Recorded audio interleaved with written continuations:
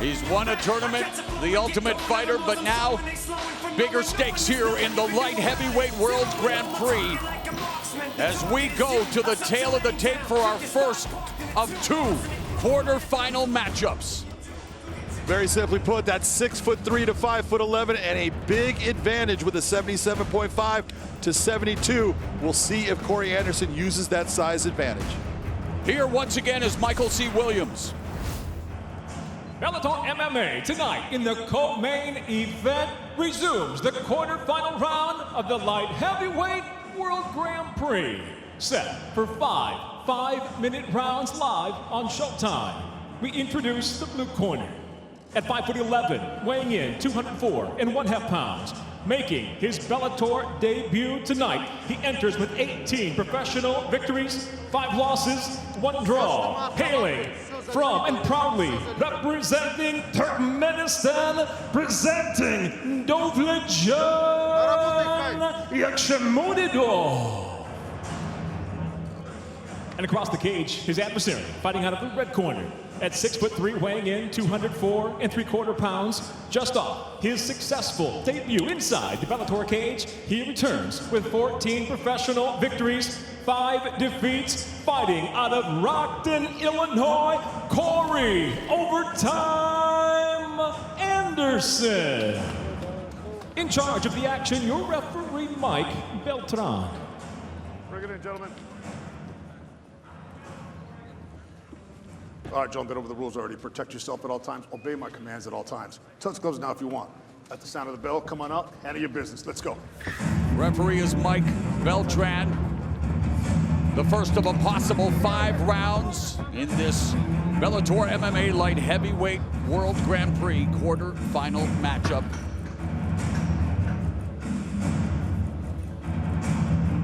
All right, gentlemen, first round. Ready to fight? Ready to fight? Handle, let's go. Bell, round 1. They are sporting the Grand Prix gloves. It's Anderson with the red tape, Yagshimuradov with the blue tape. These tournaments create a high level of continual challenges as the winners advance through the brackets. These MMA fighters, John, embrace this type of competition and validation of their abilities. It's the type of tournament that will indeed change your life. You're looking for those challenges, and you're looking for those targets. And the one thing that... Oh, lead right uppercut lands for Yagshimuradov. The one thing the tournament does, it gives you that target from the beginning. And Yagshimuradov targeted Anderson's face.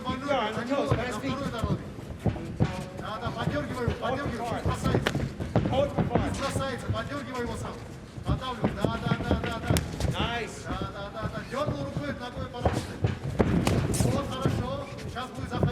Calf kick to the lead leg of Anderson. Anderson trying to return the favor. Minute gone in the first round. Again, the winner of this fight will meet Ryan Bader, who was with us tonight here at the Mohegan Sun Arena. He's just 10 on 10, Corey. Nice touch by Corey Anderson, just working and getting the range. Nice. You get a guy like Yagshimuradov who moves so much in the fight, you have to be able to be nice and calm and just wait for those moments where that he comes into your range and you fire. Anderson has split a pair of fights with UFC light heavyweight champion Jan Blachowicz, and now wanting to become a Bellator MMA champion for the first time, but needs to get past Yagshimuradov here in the quarterfinals. Winner will face Bader in the semifinals, and then of course in our main event tonight, Vadim Nemkov, newly minted as the 205-pound champion, defending the title for the first time against Phil Davis, looking to become the first ever Bellator MMA 2-time light heavyweight champion. That's a rematch. Anderson back to the center of the cage. There's that right hand that Yagshimuradov will throw so often and so violently. That's what Corey has to be careful of. That's why Ryan Bader was talking. You got to move to your right because you want to be able to take some of the power off of that shot and make it have even more distance. And Anderson running out of space, looking for that takedown, defended well by Yagshimuradov along the fence, midpoint of the first frame. This, as far as a tactic for Corey Anderson, is really smart because Corey does have a huge gas tank. He is a cardio monster. He doesn't get tired in fights, and so make Yagshimuradov carry your weight, make him have to use his arms to pummel inside, to control you. All of that will pay dividends as this fight goes on, especially since it's 5 rounds. Nice knee to the inside by Corey. Nice short right uppercut again as Yagshimuradov really wants to establish that right uppercut. These two made their professional MMA debuts a year apart. Yagshimuradov in March of 2012, Anderson in March of 2013, and on the exit, that right uppercut again by Yagshimuradov. But it missed. The one thing, if you were looking at that clinch work against the cage, the head positioning of Corey Anderson was key in what he was doing. And we've talked about the head games that Anderson plays with himself, John, believing in himself more. And now, of course, a father for the second time, knowing the opportunity that awaits him here in this tournament. He has all the tools to win it. Every fighter in this tournament had the tools to win it coming in. Absolutely. Nice counter strike by Corey. Dovletdzhan going after that big right hand again. He needs to set that thing up.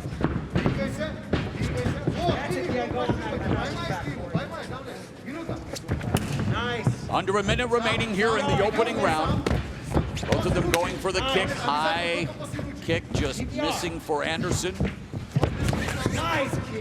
That right there is exactly what you want to see from Corey. Straight jab right down, followed by a straight right cross. Just keep those shots clean, right down the middle. They're going to get there fast.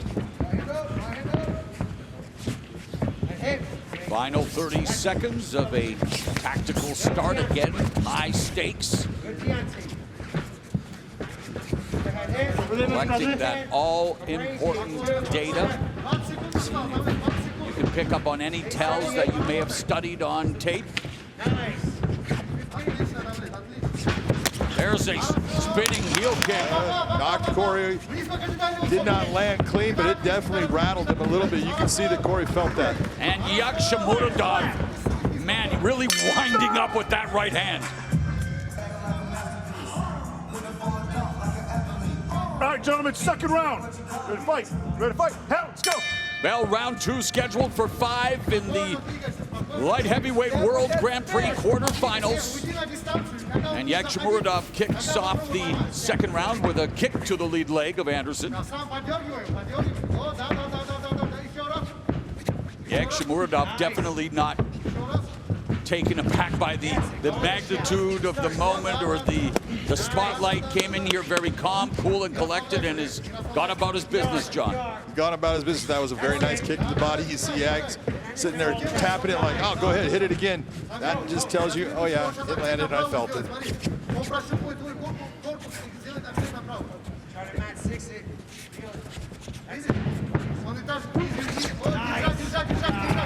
Anderson looking to secure the takedown. The unofficial scorecard belongs to Big John McCarthy. Gave the opening round to Anderson, who's looking for the takedown. Well defended by Yagshimuradov. Very well defended. The reason for that 10-9 to Anderson is he landed the bigger shots during the round. Even though Yagshimuradov had probably the biggest shot with that kick, it was the volume that Anderson was able to put on it. Again, look at the head position, Morrow.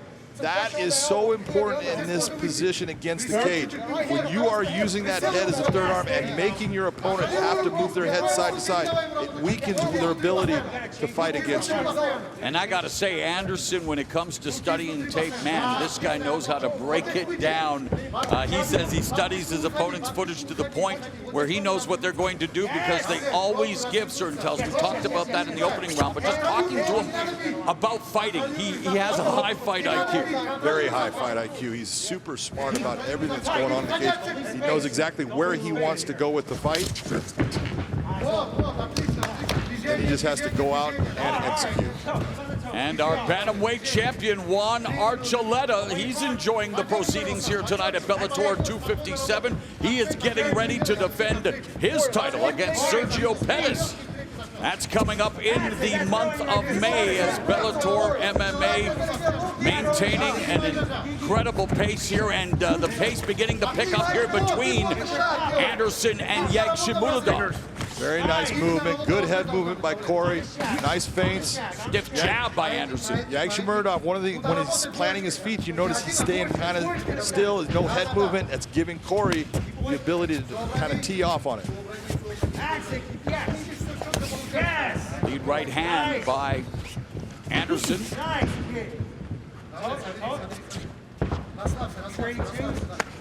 Oh. Behind the line, he's behind the line. Let's go.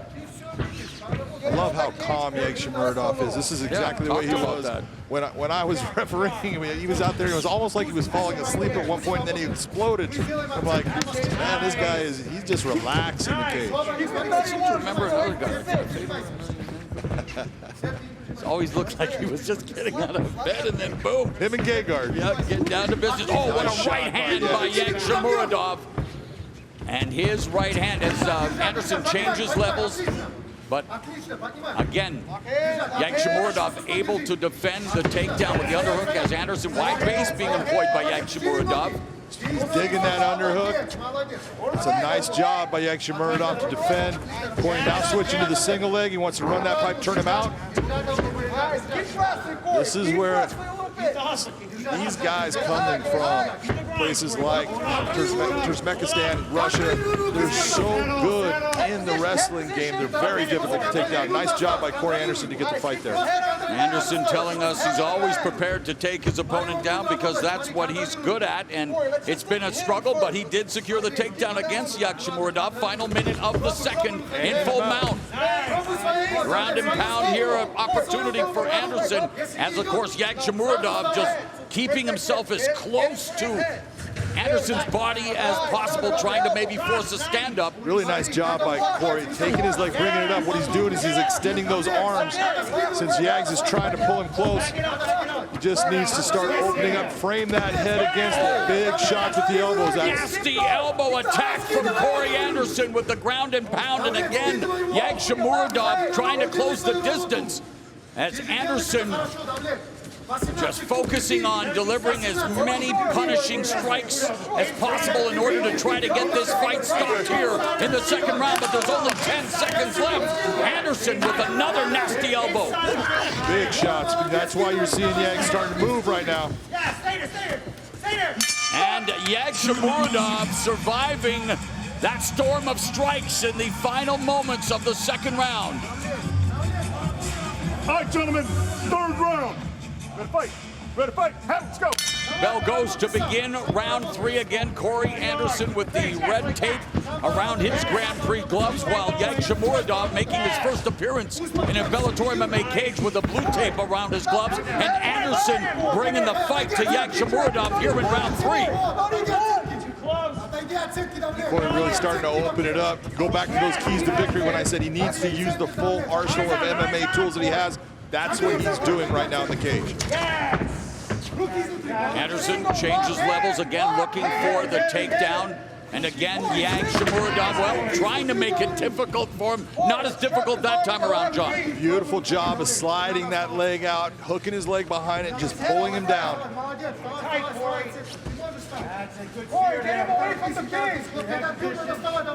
This is what makes Corey Anderson so vicious when he gets people down. He has got great body positioning. He's able to trap the arm like he is right now. Put your hand in front of him. Left hand in front of his face. And as we've seen in his victory over Manhoef and what he did in that last round, his elbows are vicious. Yes, able to stop Melvin Manhoef, the veteran striker with elbows and punches at Bellator 251. That stoppage came in the second round. Here he's trying to do the same thing to Yagshimuradov in the third round. He's controlling that right arm of Yagshimuradov with that lace. He'd like to pull it back a little bit if he could, or drive Yags forward. Exactly what he just did. Now he's getting back to the mount position. Inside 90s. Come on, let's finish this. Keep that staple for you. A lot of time on the clock. Mount, ground and pound. Yagshimuradov trying to stave off this attack, now forced to give up his back. Anderson is riding Yagshimuradov, dropping those nasty elbows. Corey just needs to be very smart, target his area, and hit it with power. Anderson seeking his 7th knockout win, looking to deliver that patented ground and pound. Yagshimuradov being warned by the referee, and the fight has been stopped. Corey Anderson advances to the semifinals against Ryan Bader. Some big damage done by Corey Anderson in that third round. That was a vicious ground and pound attack. That's what you want to see from a guy that wants to be the Bellator light heavyweight champion of the world. And for the second straight time in Bellator, Corey Anderson pounds out a victory. Or should that be ground and pounds out a victory? He did, starting with the takedown. Watch how Corey gets this takedown. Pulls the ankle out, beautiful job, slides in there and then steps over into a mount. Foot's kind of in a position, we'll call it a three-quarter mount, but he quickly moves it into a full mount. And from that point, he just opened up with a ground attack that Yagshimuradov was unable to defend against. He took a lot of big shots, punches and elbows. This was exactly the Corey Anderson that he talked about. This is what he said he wanted to do. He went out and performed just like he talked it. And Yagshimuradov's 8-fight winning streak goes up in smoke as he couldn't handle the smoke provided by Corey Anderson. Anderson improves to 15-5 with his 7th knockout win.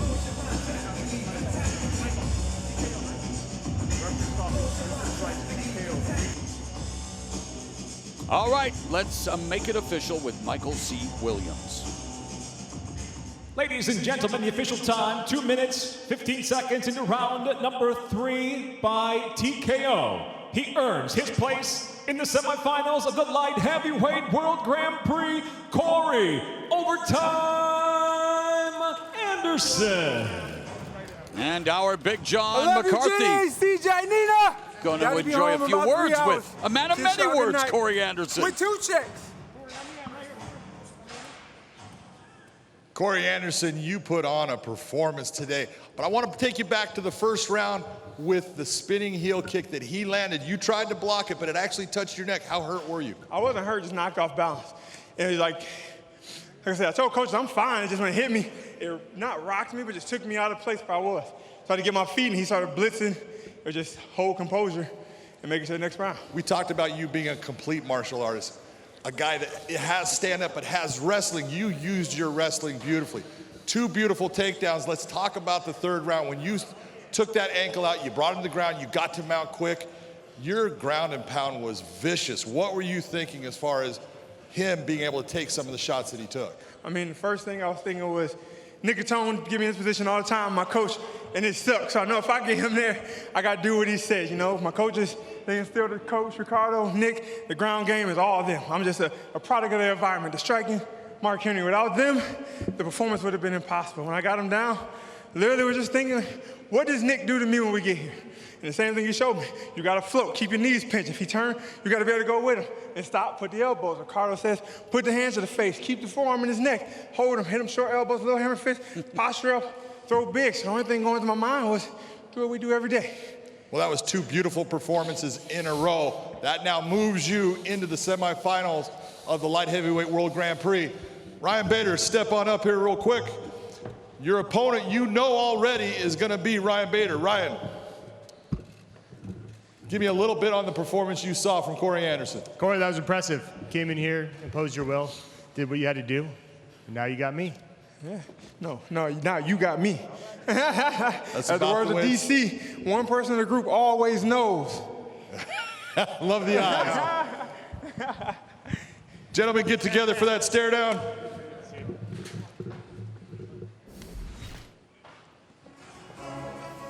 So our first semi-final matchup in the $1 million Bellator MMA Light Heavyweight World Grand Prix is set. Corey Anderson will collide with Ryan Bader.